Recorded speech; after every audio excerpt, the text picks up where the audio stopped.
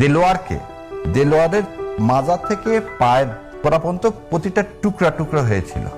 দেলোয়ার ছাত্র শিবিরের সভাপতি ছিল ডক্টর ফখরুদ্দিন মানিক ভাই, যেহেতু ডাক্তার ভাই জান ফখরুদ্দিন মানিক, তার শরীরের এমন কোনো জায়গা ছিল না যেটা ভাঙা।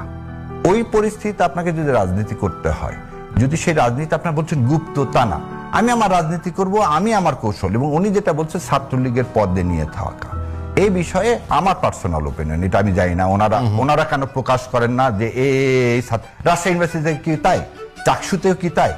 উনি বারবার একটা কথা ইঙ্গিত দিচ্ছেন, এর আগেও 3-4 বার বলছেন 86 সালের কথা। জামাতে ইসলাম আওয়ামী লীগের সাথে 86 সালে ইলেকশনে গেল কি কারণে, একটা জিনিসই দেখানোর জন্য, সেটা কি কোন সরকারের আন্ডারে, কোন, আবার বলেন, যে সরকার থাকবে তার আন্ডারে যদি আপনি ভোট করেন, ভোট নিরপেক্ষ হবেন। 86 সালের পার্লামেন্ট কতদিন টিকলেন? 9 মাস টিকলেন। জামাত ইসলাম, আমি একটু প্রথমেই সম্মানপূর্বক এই ইস্যুগুলোকে কিন্তু সরায় রেখে আমি বলছিলাম 96 সালের ওই 14 দিনের পার্লামেন্টে তত্ত্বাবধায়ক সরকার পাশ করছে। কেন পাশ করলেন? আপনি তো ক্ষমতায় আসলেন তত্ত্বাবধায়কের মাধ্যমে, এসে কেন আপনি তত্ত্বাবধায়ক ভুলে গেলেন? আপনি বিএনপি, তাহলে আপনি জনগণের সাথে প্রতারণা করলেন। যখন সবাই মিলে আবার আন্দোলন সংগ্রাম শুরু হলো, তখন কিন্তু আপনি বাধ্য হলেন কি করতে?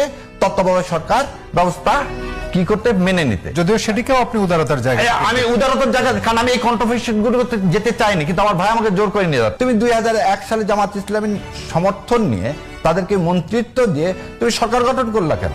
অতএব আজকে আপনি জামাতকে কেন ভয় পাচ্ছেন?